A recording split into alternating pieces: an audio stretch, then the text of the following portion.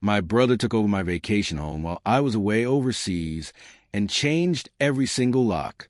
They say you can choose your friends, but not your family. Well, my own brother didn't just move into my house while I was 6,000 miles away. He changed every single lock, thinking he'd pulled the perfect heist.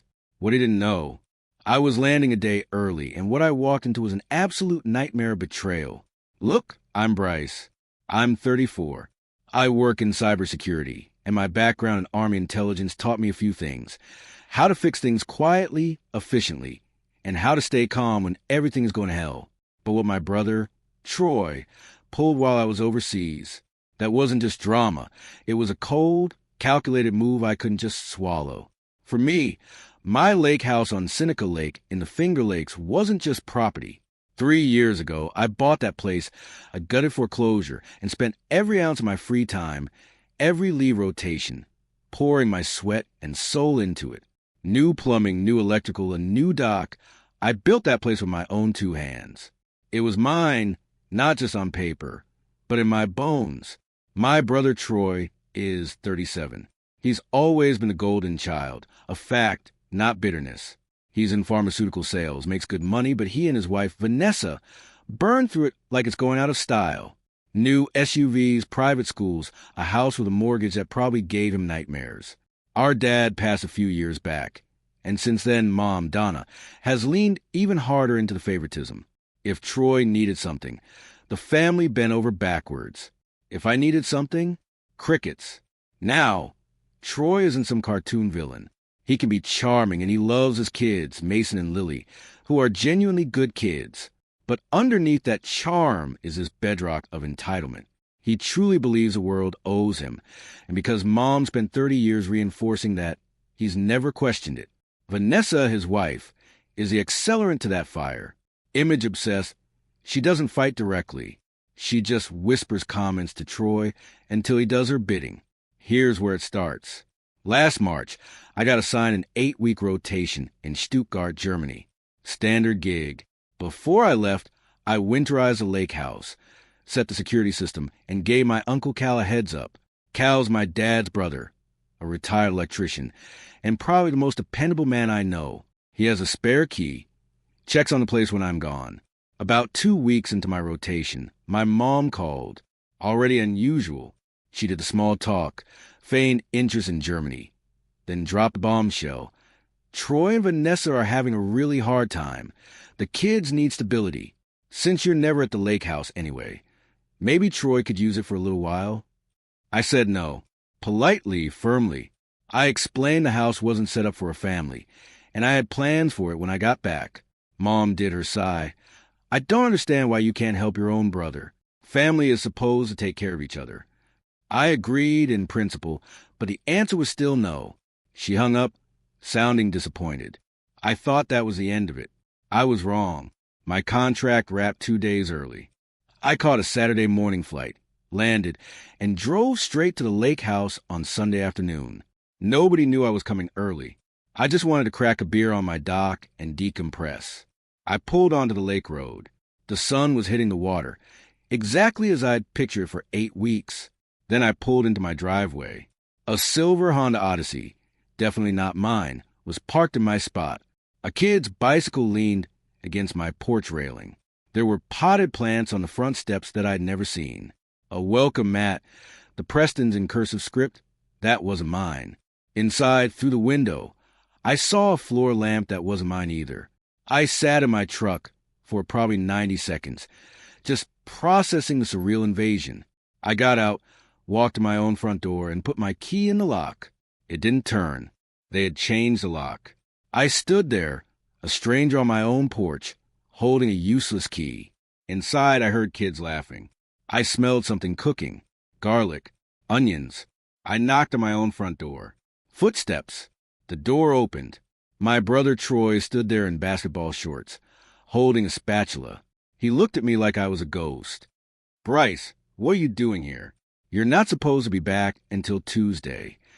Not, "Hey, I can explain," or "This isn't what it looks like." His first thought was that I was early, like my presence was a problem. I looked past him into my living room. Vanessa's throw pillows on my couch.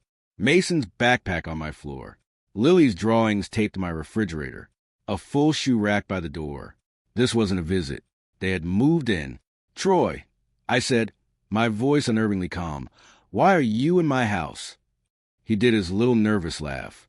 "Listen, man, come inside. Let me explain. It's not a big deal." I didn't move, and that's when Vanessa appeared behind him, phone in hand. Her face wasn't surprised or embarrassed. She was annoyed that I was disrupting their evening. "Bryce," she said flatly, "we weren't expecting you." "Yeah," I replied. "I gathered that." Troy stepped out and closed the door. At least he had that much sense. "Mom gave us the lockbox code," he said. "We talked about it as a family and decided this made the most sense. The kids needed a better environment. The schools up here are incredible, and you're never here anyway. We figured you'd be cool with it once you saw how well it worked out." I let him finish. "You figured I'd be cool with you moving into my house without asking me?" His charming facade flickered. "Well, she said you were thinking about it." "I wasn't thinking about it, Troy." I said no. He shifted, crossed his arms. "Look, it's done now. The kids are enrolled in school. Lily just made friends. We can't just uproot them. Can't you stay at your apartment for a while?" I know how this sounds. You'd expect me to explode. I didn't yell. I didn't raise my voice once. The person who stays calm controls the conversation. I just told Troy I needed time to think. He looked relieved, like he dodged a bullet. I got back in my truck and drove to a diner. I sat in a booth and started making calls. First, Uncle Cal. He hadn't known. Donna had lied to him, told him Troy was just airing the place out and that I knew about it. He felt terrible. I told him it wasn't his fault. Mom played him too. Then, Mom. "Bryce, honey, how's Germany?" she chirped. "I'm in New York, Mom, sitting 15 minutes from my lake house, which currently has Troy's entire family living in it." Long pause. Then the script kicked in. "Now, Bryce, before you get upset, Troy and Vanessa were drowning. Mason was having problems. I couldn't just watch my son suffer when there was a perfectly good house sitting empty." "It's not empty, Mom. It's mine." She went on for 2 minutes, guilt-tripping. The blood is thicker than water routine. When she finally wound down, I asked her one question. "Mom, did you tell Troy I said yes?" She hesitated. "I told him you were open to it." "No, Mom. You heard me say no. You told Troy I was open to it, so he'd move forward, and I'd be stuck dealing with it." She started crying. And yet it landed. It always lands. But I'm not 12 anymore. I told her I had to go. My third call was to my buddy Marcus, a real estate attorney in Syracuse. I gave him the short version. He let out a low whistle. "They changed the locks? That's going to matter." That night, I checked into a motel. A motel because my brother was sleeping in my house, in my bed, with his wife who had redecorated my living room.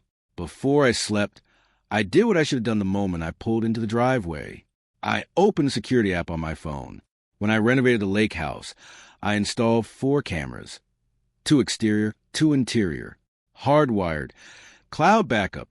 Cellular connection. Troy would have had to tear apart the attic to find the modem. He hadn't touched them. I scrolled back through 6 weeks of footage. What I saw wasn't just a family staying. It was a calculated, deliberate takeover. A U-Haul arriving 3 days after my mom's call. Not a car full of suitcases. A U-Haul. Furniture, kids' beds, a grill. This was planned. I watched Troy stand there while a locksmith changed every exterior lock. Paid in cash.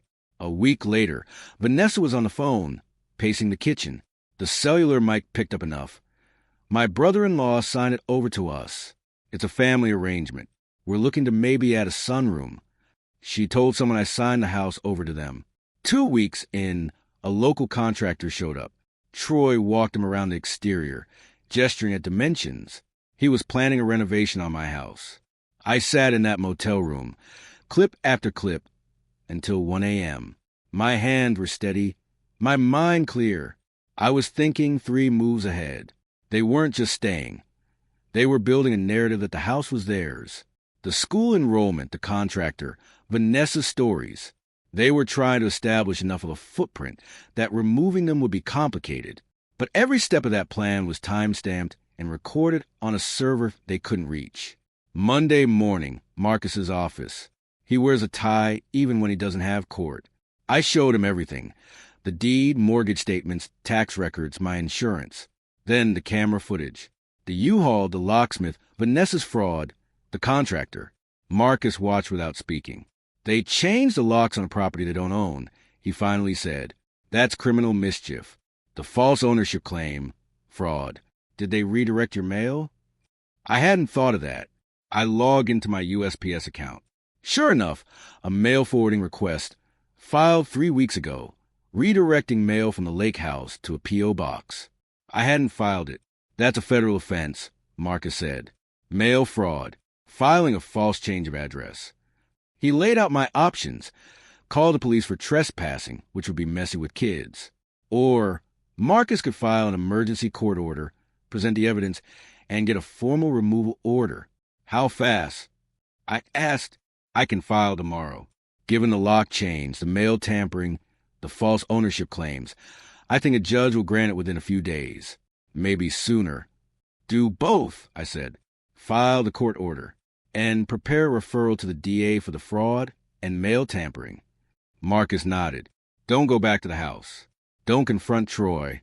Don't tip him off. I drove to Cal's place. He sat me down, poured coffee, listened without interrupting. When I finished, he said, Your father would have burned the house down before he let Troy pull something like this. I had him write a statement, detailing Donna's lies. The rest of the week, I organized every document, every piece of footage, screenshots of Vanessa's social media. She'd been posting for weeks. Our little slice of heaven. Lake house mornings hit different. A picture of the kids on my dock with, they finally have a backyard. She never explicitly said they owned it, but every comment saying, gorgeous new place, went unanswered, letting the assumption stand. One friend commented, homeowners look good on you too. Vanessa replied with a heart emoji. I screenshotted everything. My interactions with Troy and Donna were minimal and strategic. Troy texted, Hey man, sorry about the surprise. Can we grab coffee and talk? I replied, Yeah, let's find a time. Busy with work. I needed him. Calm, thinking I was coming around. Donna texted too. I hope you're not still upset. Those kids deserve a good home. I didn't respond. Wednesday, Cal called. Same minivan, same stuff on the porch. But there's a second car now, a little white sedan. Saw a woman I don't recognize carrying groceries inside. Vanessa's mother. They'd invited more family to my house. Thursday, Marcus called. Judge reviewed the filing. Wants a hearing on Monday. Based on the evidence, he's inclined to grant the emergency order. He was particularly interested in the mail redirection. For days. I could wait. Here's the hard part to explain. I wasn't angry anymore, not in a hot, reactive way.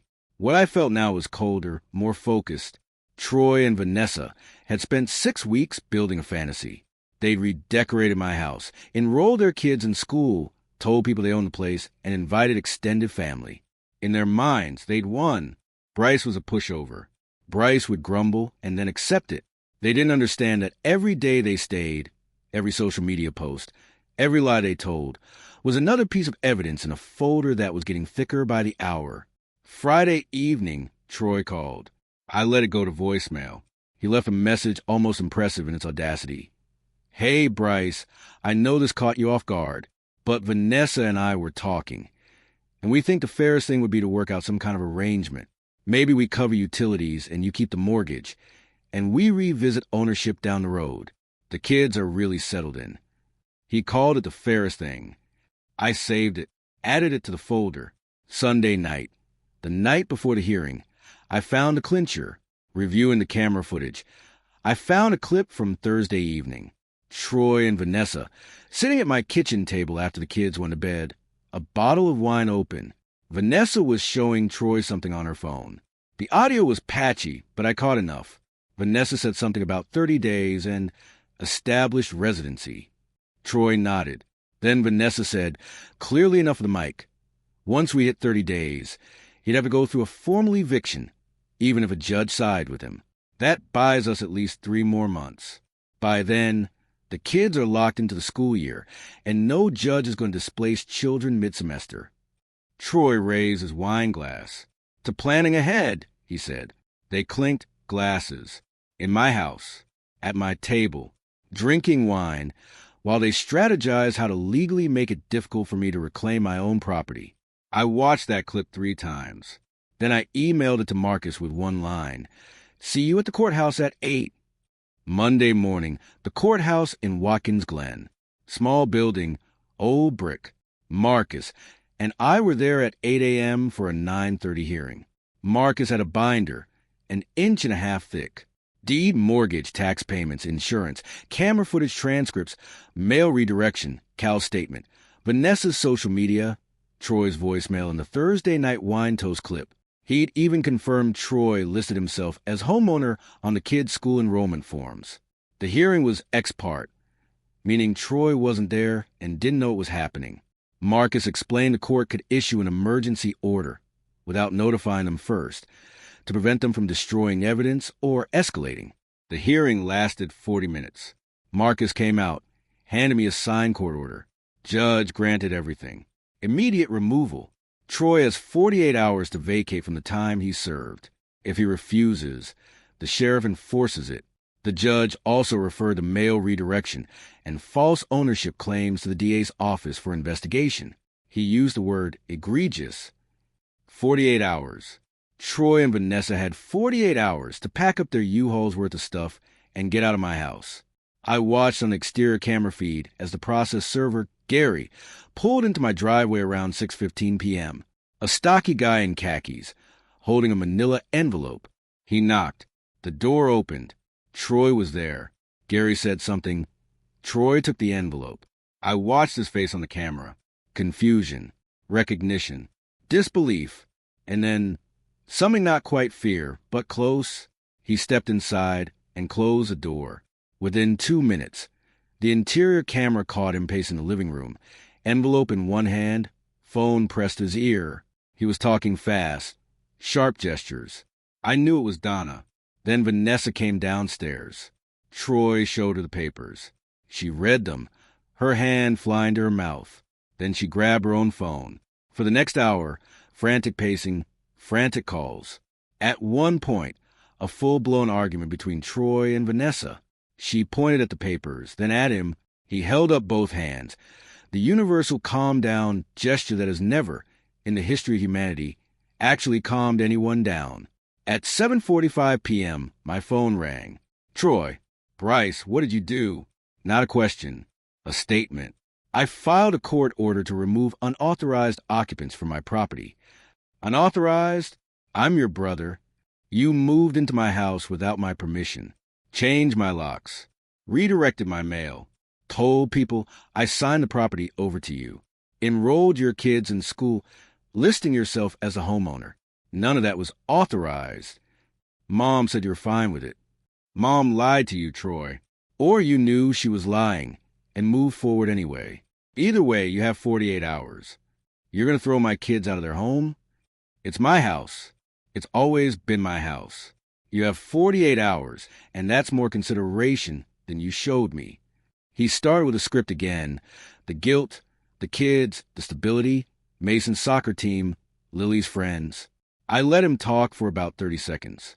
Then I said something I had been rehearsing for a week. "Troy, I want you to hear this clearly. I'm not angry about the inconvenience. I'm not angry because I had to sleep at a motel. I'm angry because you and Vanessa sat at my kitchen table on Thursday night, drank wine, and strategized about how to make it legally impossible for me to get my own house back. You toasted to it. I have it on video." The silence on his end was deafening. "You have cameras in the house?" "I have cameras everywhere, Troy. I've had them for years. Everything you've done since you walked through my door with a U-Haul is recorded and backed up on a server you can't touch. The locksmith, the contractor, Vanessa's phone call about the family arrangement. All of it. It's already been submitted to court, and a copy is sitting with the DA. I heard him swallow. What's the DA got to do with this? The mail redirection is a federal offense. The false ownership claims on the school enrollment forms are fraud. I didn't put those wheels in motion to punish you. I put them in motion because what you did has legal consequences, and I'm not going to pretend it doesn't. Bryce, come on. We're family. We can work this out without lawyers and courts. You had 8 weeks to call me and work it out. You spent those 8 weeks digging in deeper. We're past the working it out stage. I told him he had the full 48 hours, and I wouldn't involve the sheriff if he left on time. I told him I was sorry the kids would be affected, and I meant it. Then I hung up. 20 minutes later, Donna called. I declined. She called again. Declined. She sent a text. Bryce Allen Preston, you call me back right now. What have you done to your brother? I turned my phone off. Around midnight. I later saw in the footage. Troy sat alone at the kitchen table. The court order spread in front of him, reading it over and over. Vanessa was upstairs. The house was quiet. He put his head in his hands and sat like that for a long time. For the first time in this whole thing, he looked like he understood. They left on Wednesday afternoon, about 6 hours before the deadline. I wasn't there for the move out. Cal drove by twice that day. First, around 11 a.m., a rental truck in the driveway, smaller than the U-Haul they arrived with. Troy was carrying boxes, Vanessa loading the minivan. The kids sat on the porch with their tablets, looking confused. Lily was still in her pajamas. Cal's second drive-by was around 3 p.m. The driveway was empty. The rental truck gone. The minivan gone. The welcome mat gone. Just scuff marks where the potted plants had been. I drove over at 4 p.m. Cal met me with his toolbox. We walked through the house. They'd taken their furniture, the throw pillows, the lamp, the shoe rack, the kids' drawings, all gone. What they left was a mess. Nail holes in the walls, stains on the carpet that hadn't been there before, a gouge in the kitchen counter. My back bedroom smelled faintly like crayons and fabric softener. Nothing was destroyed, but the place felt violated. Every room had their fingerprints on it. Metaphorically speaking, my house didn't feel like mine anymore. Cal and I changed every lockback that afternoon. I spent the rest of the week cleaning, patching holes, getting carpet shampooed. I replaced the counter section. I sat on my dock Thursday evening, a beer in hand, watching the sun go down. For about 20 minutes, I felt something close to normal. Then Donna showed up Friday morning, unannounced, a power move she'd been pulling since I was a teenager. She sat across from me on the porch. She'd been crying. "We need to talk," she said. Troy and Vanessa were with her mother. The kids were confused. Troy was barely sleeping. And now there was something with the district attorney. "Bryce, this has gone too far." I took a sip of coffee. "Donna, I need to ask you a direct question, and I need you to answer it honestly. Did Troy tell you he was planning to move here permanently? Or did you come up with it together?" She looked at the lake. "It was Vanessa's idea originally. She saw the house on your Instagram 2 years ago. When Troy's mortgage got bad, Vanessa brought up again. Troy came to me and asked if I could help make it happen. When I called you and you said no, I thought you'd change your mind once you saw how much the kids loved it. So you lied. You told Troy I was open to it. You told Cal it was an arrangement. You let them move forward knowing I'd said no." She started crying again. I told her what I'd been thinking for days. "I'm not cutting you out of my life, Mom. I'm not cutting Troy out either. But I need you to understand something. What happened here wasn't a misunderstanding. It wasn't a family disagreement. It was a coordinated decision to take something that was mine, and you were part of it, if you want a relationship with me going forward. It starts with you saying that out loud. Not to me, to yourself." She left about 20 minutes later. She didn't say it. Not that day. Here's where things stand now. Troy and Vanessa eventually sold their suburban house at a loss and downsized to a rental. The DA's office investigated the mail redirection, and after a few months, Troy received a formal warning. No charges, but it's on record. The school district fraud was handled locally. Troy had to appear before a review board and formally retract the enrollment. Mason and Lily were re-enrolled in their original school district. Troy sent me a letter, handwritten. It wasn't full apology, more an acknowledgement. He said he got carried away, that Vanessa convinced him it would work, and he should have called me directly. He didn't mention the wine toast, or the residency strategy, or the contractor, but he said he was sorry for putting the kids in the middle, and I believe that part was real. I wrote back. I accepted the partial apology and said I'd be willing to rebuild slowly on my terms. The lake house was off limits for foreseeable future, not forever, but until I could trust him again, which might be a long time. Vanessa sent me a text a week later. I hope you're proud of yourself. My children lost their home because of you. I didn't respond. Some people will rewrite history until the day they die. Donna, this one's more complicated. 3 months after everything settled, she called. Not with the bright voice or the guilt routine. She sounded tired. She said she'd been talking to her pastor. I've always been harder on you because I knew you could take it, she said. And I've always been softer on Troy because I was afraid of what would happen if I wasn't. That wasn't fair. Your father used to tell me that, and I didn't listen. It wasn't a clean apology for 34 years of favoritism, but it was the most honest thing she'd ever said to me. I told her I appreciated it. We talk on the phone about once a week now. She never mentions the lake house. Uncle Cal, he's still my rock.